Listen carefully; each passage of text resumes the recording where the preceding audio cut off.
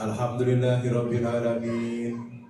Allahumma sholli ala sayyidina Muhammad abdika wa nabiyika wa rasulika nabiyil ummi wa ala alihi wa sahbihi wa sallim tasliman biqadri azamatin dzatika fi kulli waqtin wa hin amma ba'du.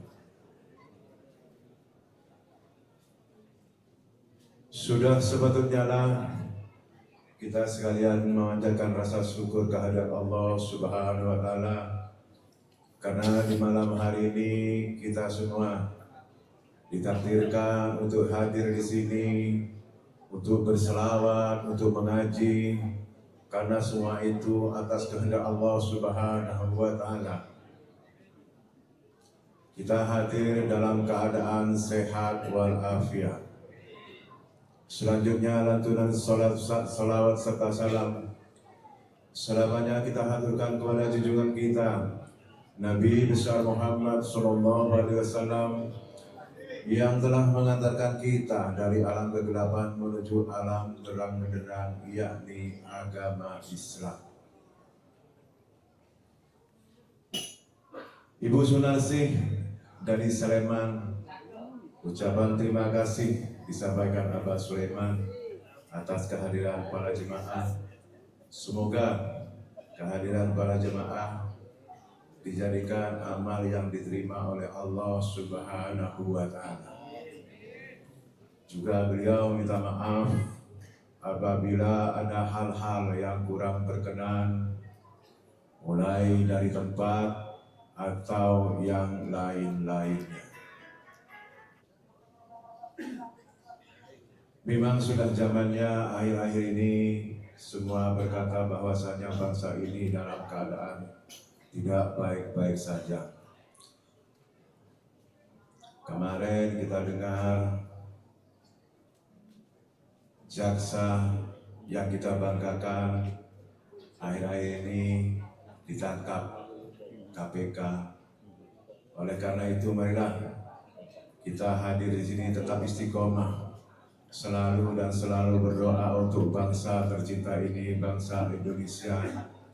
Semoga bangsa kita tercinta ini dijauhkan dari bala musibah, dijauhkan dari bencana alam, dan juga para pemimpin kita, terutama sang nahkoda bangsa kita yakni Bapak Presiden Prabowo Subianto.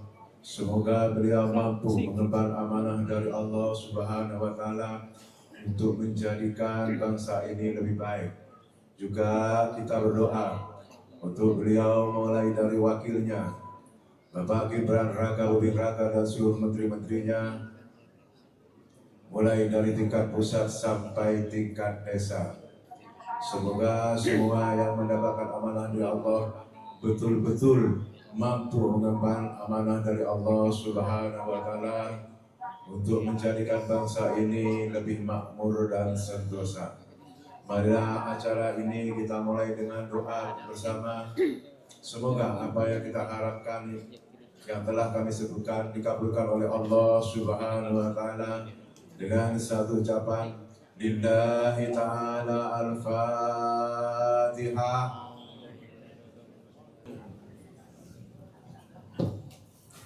Terima kasih. Selanjutnya malam ini kita akan mengaji bersama Kiai Haji Muhammad Shodiq dengan sebuah tema menjaga interaksi atau hubungan antara laki-laki dengan perempuan itu sangat penting. Ini mungkin nanti akan diperjelas hubungan apa, hubungan suami istri atau apa, beliau yang akan menjelaskan.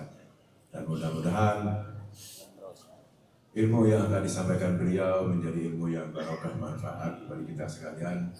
Namun sebelum kita mengaji, saya akan selalu menanamkan untuk selalu belajar dan belajar, menumbuhkan hati ini bahwasanya kita hadir di sini, kita bisa mengaji di sini, kita berselawat di sini, semua atas kehendak Allah Subhanahu wa taala. Jangan sampai ada hati yang mendua dari Allah Subhanahu wa taala. Juga saya selalu menyampaikan pesan-pesan beliau almarhumah almarhum Abah Mursyid atau Abah Atim, yang beliau adalah orang tua Abah Sulaiman, yang selalu mengajak untuk selalu rukun satu lurah, rukun satu tonggoan, sampai ada logo di Satgas rutinan malam ini, yakni cari kaji konsep rukun.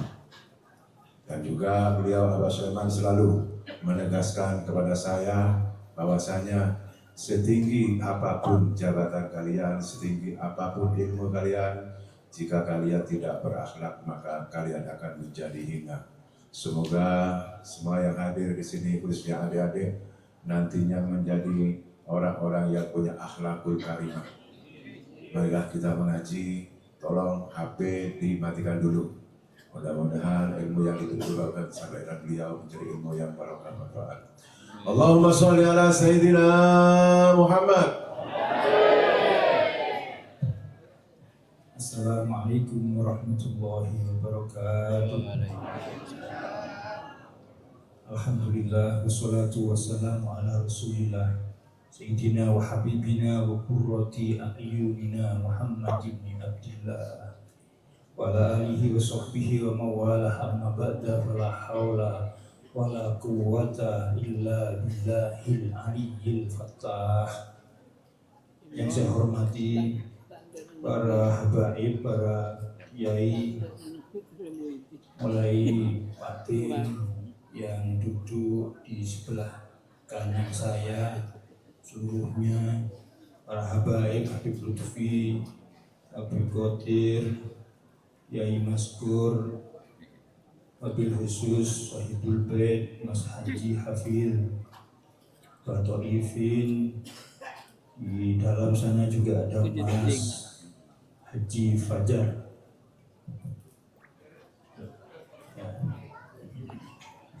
Para Satgas Baju Putih, JKSR, Jari Kaji Sigrukun, teman-teman dari Madas, saudara, teman-teman Banser yang mengatur parkir dan keamanan, kru yang menata sound system, menata karpet, dan menata segala sesuatu kelengkapan daripada acara ini.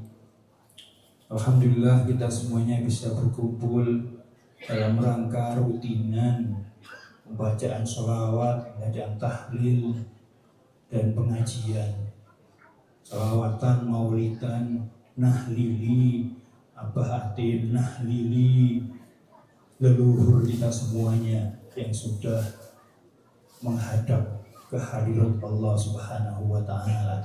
Semoga para leluhur Abah Atim diampuni segala dosanya, diberi rahmat dan maghfirah kepadanya dan kepada leluhur kita semuanya, yang orang tua kita yang masih ada diberi umur panjang, sehat, dan kita semuanya dalam keadaan mudah, bahagia, urusan yang sulit menjadi gampang, duit sedikit menjadi banyak dan berkah. Amin Allahumma amin. Semoga perusahaan Sayap Emas Nusantara berkah, maju, dan terus memberikan manfaat yang seluas-luasnya. Amin Allahumma amin. Berada di dalam fi hifzillah, fi kanafillah, fi hirzillah, dalam penjagaan Allah, dalam pengawasan Allah Subhanahu wa Ta'ala. Amin Allahumma amin. Sebagaimana yang disampaikan oleh beliau Pak Din, menjaga interaksi antara laki-laki dan perempuan untuk tidak ikhtilat, untuk tidak sering bercampur, itu sangat penting sekali. Sebagaimana Kanjeng Nabi Muhammad Sallallahu Alaihi Wasallam bersabda, "Ifu an-nisa innas, ta'ifa nisa'ukum, birru aba'akum, tabirrukum abna'ukum." Ifu, berhati-hatilah kalian semuanya, para kaum laki-laki, termasuk saya, Pak Din, para habaib hadirin ini memang banyak laki-laki. Lek kepingin kita semuanya istri-istri kita ini aman, maka kita ini jangan sampai gampang-gampang kepada istri-istri orang, biar awet dan panjang umur. Lah, tapi yang kurang cerdas apabila ada seorang laki-laki mengajak istrinya untuk bertemu dengan, ayo sini, enggak mas, di sini banyak orang laki-laki, enggak apa-apa, itu teman saya semuanya lah. Nah inilah kepaduan yang akhirnya. Lah ini tidak cerdas suami yang begini ini. Jadi ketika istri-istri kita adalah orang pemalu, wah ini adalah yang patut untuk kita syukuri. Ketika kita semuanya mendengarkan sebuah ucapan, wah kalau istrinya si A nggak pernah nyapa, oh bagus itu. Ketika ada seorang istri yang tidak gampang nyapa laki-laki lain, itu yang perlu disyukuri oleh kita. Itu adalah ibu yang baik untuk anak-anaknya, istri yang patuh kepada suami-suami. Jadi setiap sesuatu itu tidak ada moro ujuk-ujuk tadi. Ketika Abah Atim diraui sekian banyak orang, ketika almarhum almarhumlah Abah Mursid didoakan setiap malam Kamis dan malam Jumat semenikai, itu tidak otomatis dan tidak instan. Kabeh itu ono awalane, kabeh sedaya boleh ada. Begitu juga kalau kita pengen keluarga kita aman, maka laki-laki khusus kita ini ojo gampang budoan bojone wong liya, ojo gampang grapiak dengan istri-istri orang lain. Kalau begitu, ta'ifa nisa'ukum, maka istri-istri kita akan dijaga oleh Allah Subhanahu wa taala, akan aman dari godaan laki-laki lain. Makanya ada sebuah hadis, man zana zunia bihi walau bihi qanidarihi. Sapa wonge atau siapa saja yang melakukan perzinahan, nauzubillah wal iyadzubillah, adalah sebuah pekerjaan yang sungguh patut kita semuanya memohon kepada Allah untuk dijauhkan daripada yang saya sebutkan tadi. Apapun bentuknya itu, meskipun hanya cuman gudo, meskipun meskipun dengan mencium atau mencubit, maka zunia bihi, maka akan langsung dibalas oleh Allah, entah itu jatuh kepada istrinya atau kepada anak-anaknya. Nah makanya kululan panjenengan, kita semuanya kaum bapak-bapak ini, bagaimana anak-anak kita menjadi anak-anak yang aman dari godaan laki-laki lain, dari laki-laki iseng, maka harus kita konsisten, ojo gerapiak, meskipun itu antara guru laki-laki dan guru perempuan.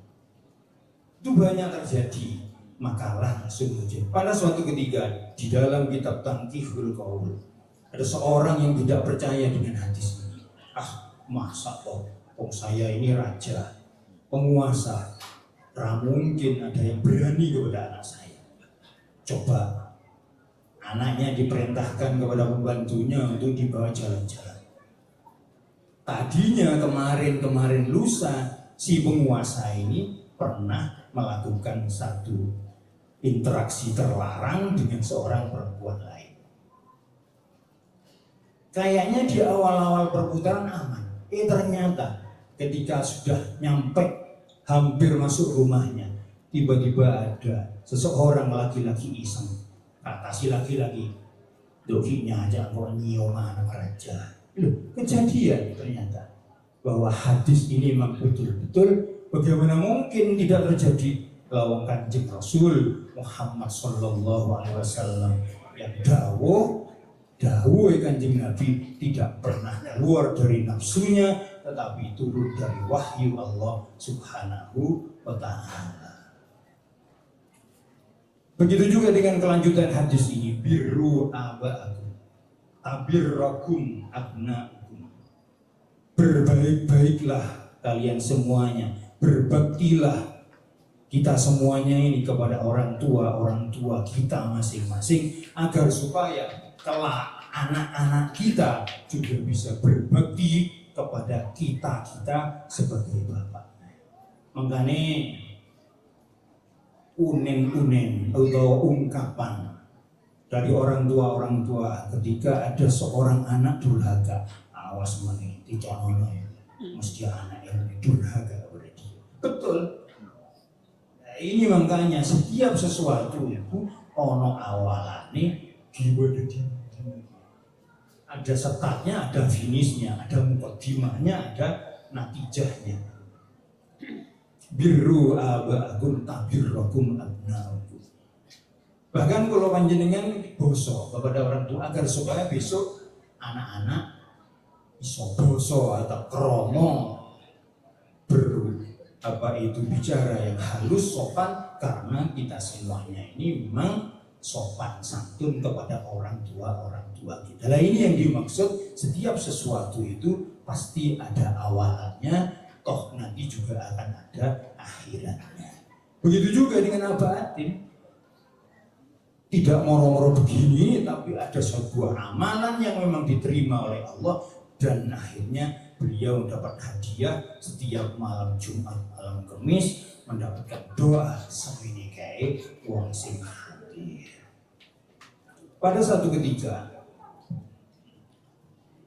Kanjeng Nabi Muhammad SAW sedang menjamu salah satu sahabatnya, yang kemudian terjadi interaksi tanpa sengaja. Tangannya sahabat itu terpaksa tanpa sengaja bersentuhan dengan tangannya Siti Aisyah. Sengkring, waduh gawat. Kanjeng Nabi langsung menundukkan kepala.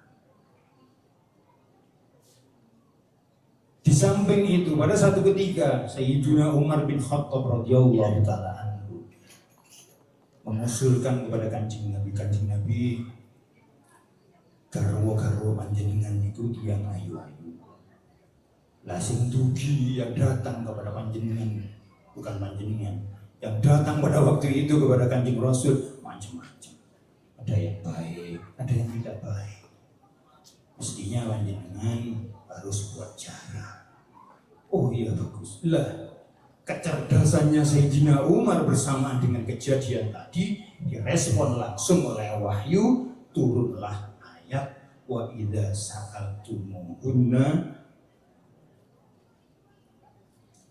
mata'an fas'aluhunna min wara'i hijabin dzalikum adharu liqulubikum wa qulubihin.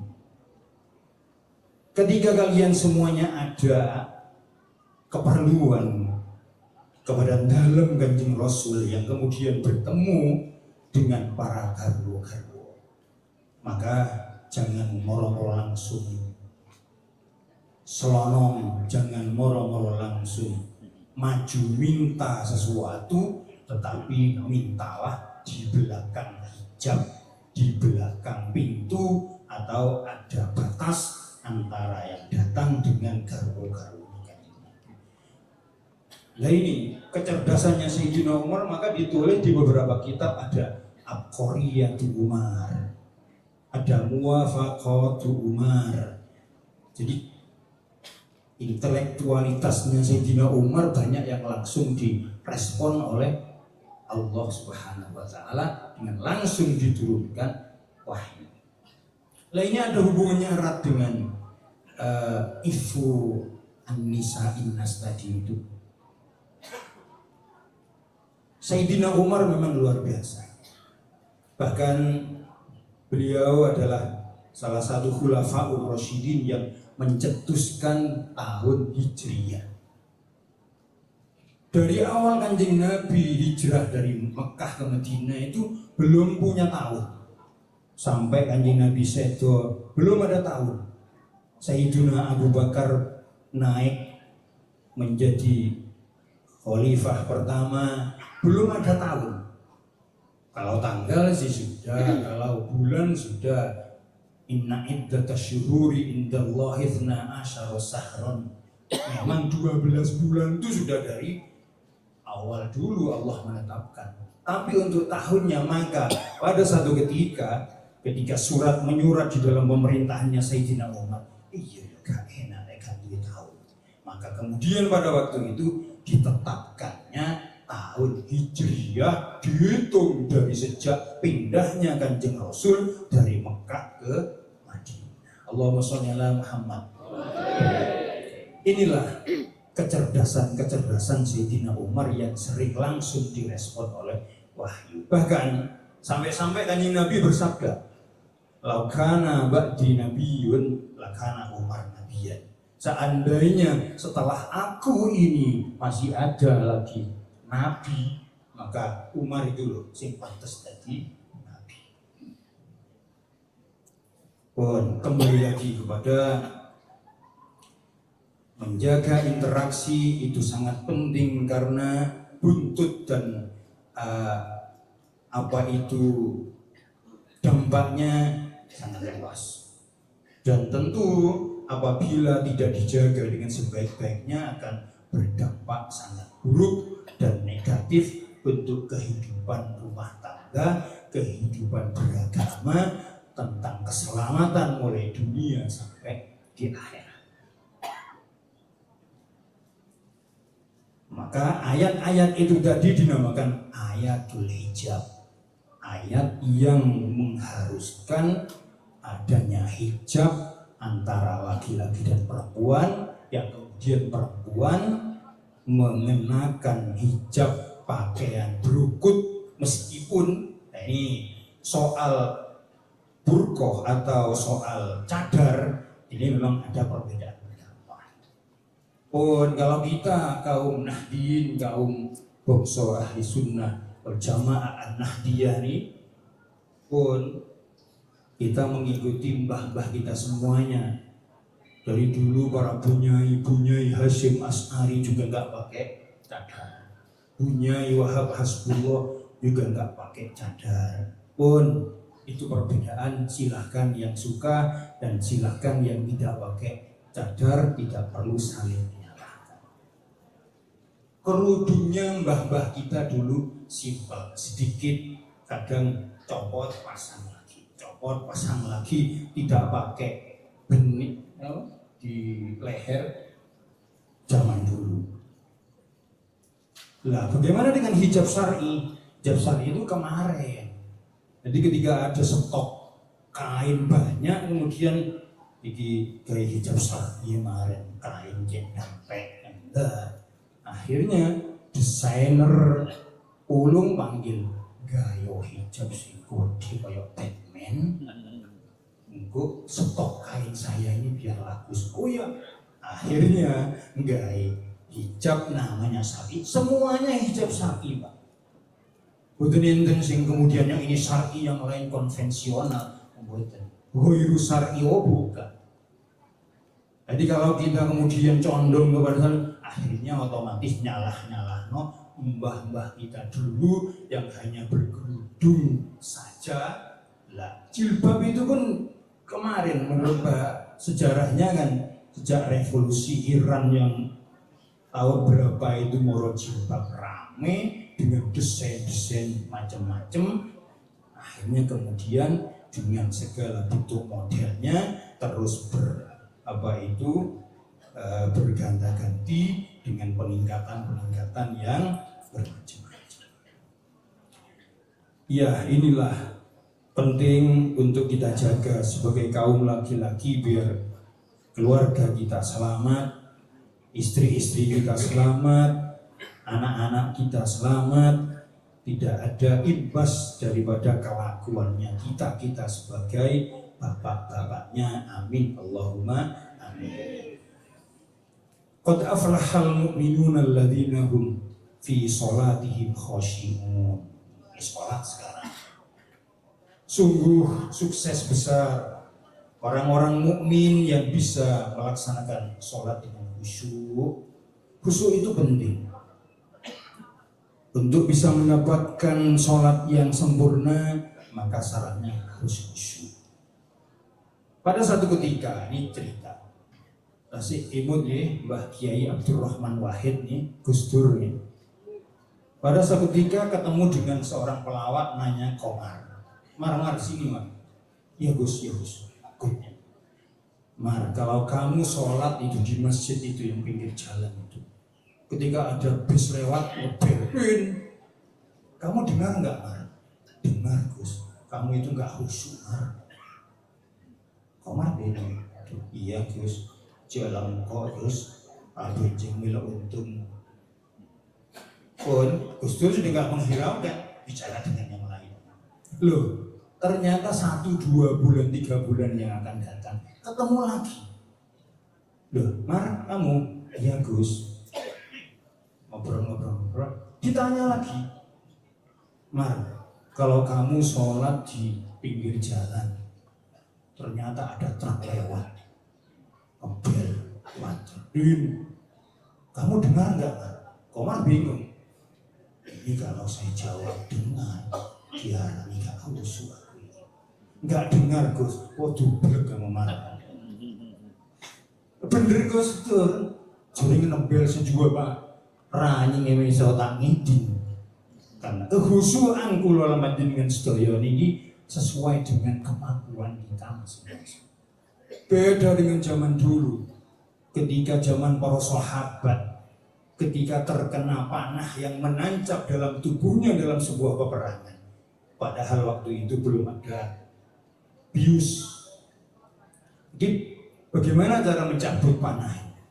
Sholat atau di sini.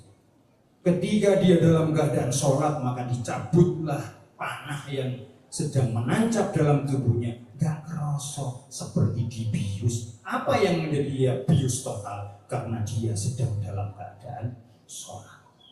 Pada satu ketika zamannya Syekh Al-Hasan Al-Basri dan para ulama-ulama besar sedang sholat di Masjid Baghdad. Ternyata pasar Baghdad Pak pada waktu itu robok runjang. Bingung ngapain orang pasar. Lah dek sandingi masjid, padahal dekat. Orang masjid nggak ada yang dengar sama sekali. Sedang assalamualaikum mari wiridan. Wah apa mirip? Anu ya pasar Baghdad robok. Tak ngidin sekali. Saking khusyuk ketika pasar semono gede ini robok, sama sekali tidak mengganggu sholat. Lah itu khusyuknya para ulama, para sahabat zaman itu. Lah khusyuk kita tetap kita usahakan semaksimal mungkin, konsentrasi penuh, pikiran diusahakan jangan kemana-mana, meskipun kata ucul lah pikiran kemana-mana saja. Moro elang bude Jakarta pikiran, moro dopak kasor kerja, tak kening. Tapi bagaimanapun segeralah konsentrasi lagi, belajar khusyuk agar supaya bisa masuk di dalam firman Allah, qad aflahal mu'minun alladzina hum fi sholatihim khoshi'un. Mohon maaf yang sebesar-besarnya. Semoga apa yang saya sampaikan memberikan manfaat, memberikan faedah khusus kepada saya dan kepada panjenengan semua. Amin Allahumma amin. Yang susah terini bahagia, yang sulit paling gampang, dan yang sakit paling waras, bahagia selalu panjang umur. Amin Allahumma amin. Wassalamualaikum warahmatullahi wabarakatuh. Terima kasih. Semoga apa yang disampaikan oleh beliau Kiai Haji Muhammad Shodiq menjadi ilmu yang barokah manfaat untuk kita sekalian. Selanjutnya doa. Namun sebelum doa terlebih dahulu saya sampaikan kepada adik-adik, mohon sekali lagi mohon dengan hormat, bila mana doa dimulai nggak usah teriak-teriak, terus jangan bubar dulu sebelum doa selesai. Karena akhir-akhir ini sudah banyak orang-orang yang tidak suka dengan doa. Jangan sampai muncul di majelis kita ini. Untuk doa akan disampaikan oleh beliau Kiai Haji Ali Sibro kepada Ibu Beliau.